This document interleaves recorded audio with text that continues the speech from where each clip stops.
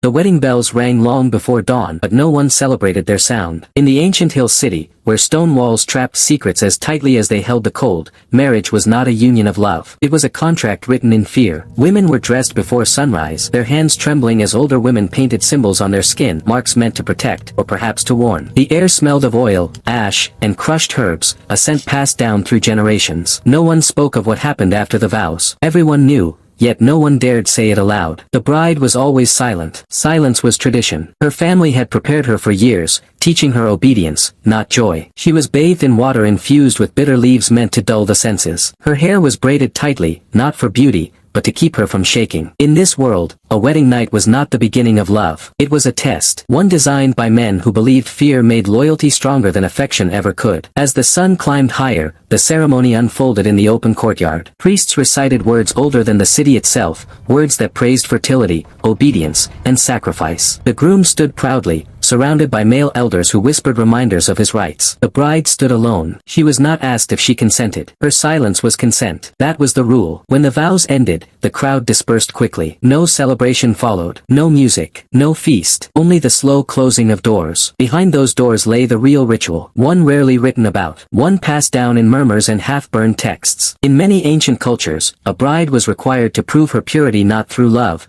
but through endurance. Some were locked into cold stone rooms overnight. Others were subjected to rites meant to cleanse them of independence. There were places where brides were expected to bleed as proof of obedience, not biology. Failure meant disgrace. Survival meant silence. And this was only the beginning. By the second night, the city returned to its usual rhythm, as if nothing sacred or terrible had taken place. Markets opened, children ran through narrow alleys, priests washed their hands in public fountains. Yet behind the walls of many homes, the brides lay awake, staring into darkness, learning what silence truly meant. The rituals had ended, but their purpose was only beginning. In the weeks that followed, changes became visible. The women who had passed through the wedding rites moved differently now. Their laughter faded. Their eyes lingered too long on nothing. They obeyed quickly, without question, as if something inside them had been trained to disappear. The elders praised this transformation. They called it maturity. They called it devotion. In truth, it was submission shaped through fear. Ancient records speak of a belief that a woman's spirit had to be broken before it could be bound to a household. Love was considered unstable. Desire was dangerous. But obedience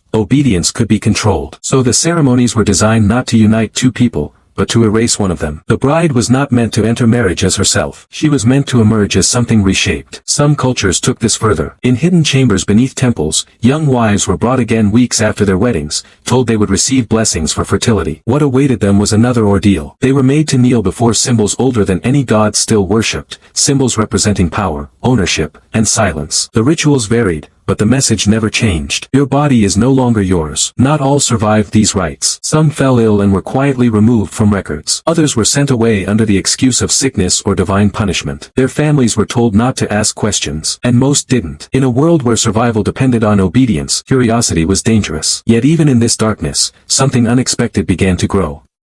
In certain regions, brides began leaving signs for one another. A thread tied a certain way, a mark scratched beneath a table, a pattern sewn into fabric. These were warnings, signals, proof that they were not alone. The women learned to read silence the way soldiers read maps. They learned when to speak and when to endure. Some even learned how to delay the rituals, how to feign illness, how to protect the younger brides who came after them. The elders noticed resistance, but misunderstood it. They believed fear was weakening, so they intensified the traditions. More supervision, longer isolation, harsher expectations. What they failed to realize was that fear had already done its work. It had sharpened memory. It had taught patience. It had created something far more dangerous than rebellion. It created endurance. Stories began to circulate, passed in whispers between kitchens and wells, of brides who vanished before their final rites, of women who fled into forests rather than return to the chambers, of secret gatherings where vows were rewritten, not to men or gods, but to survival. These stories never reached official records. They lived only in breath and shadow. One ancient tablet, discovered centuries later, mentions a night when dozens of torches were found burning outside a temple, unattended. Inside, the chambers were empty. The brides were gone. No bodies. Only silence and a single phrase carved into stone, so worn it was almost erased. We were never yours. From that moment on, the rituals began to change. Not because of mercy, but because fear had shifted sides. The elders tightened control, but the belief in absolute obedience had cracked. Something had survived the ceremonies, something they could not extinguish. And yet, the darkest secret of all had still not been revealed. Because these weddings were never just about control, or tradition, or faith. They served a deeper purpose, one that would only become clear when the empire itself began to crumble. That truth waited in the final chapter, hidden where no bride was meant to look. By the time the empire began to weaken, the truth behind the ancient weddings had already been buried beneath centuries of ritual and silence. Wars drained the treasury, borders shifted, new rulers rose and fell. But inside the stone walls of old cities, the ceremonies continued, repeated not because anyone remembered why,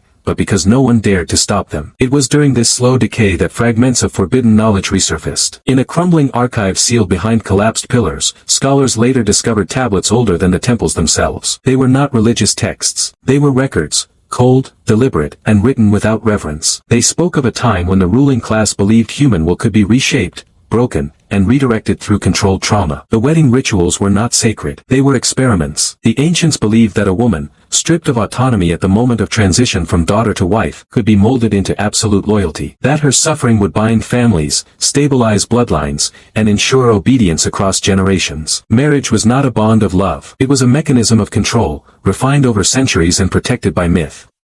What shocked historians most was the final detail. The rites were never meant to last forever. They were designed for a specific age, an age of conquest, when order was maintained through fear rather than law. When empires outgrew that need, the ritual should have ended. But traditions, once sanctified, do not die easily. They become untouchable, sacred, beyond question. And so the ceremonies continued long after their purpose was forgotten. In the final years before the old cities fell, something strange began to happen. Brides started dying not from illness or despair, but from refusal. They stopped eating, stopped responding, stopped participating. Some simply lay considered alive but unreachable, staring into nothing. Others walked into the wilderness and were never found. The elders called it madness. The records called it inconvenience. But among the women, it was called awakening. The last known account comes from a traveler who passed through a ruined settlement long after the empire collapsed. He wrote of a deserted ceremonial hall, its walls carved with hundreds of faint symbols, birds, flames, circles broken in half. At the center lay a stone slab cracked clean through,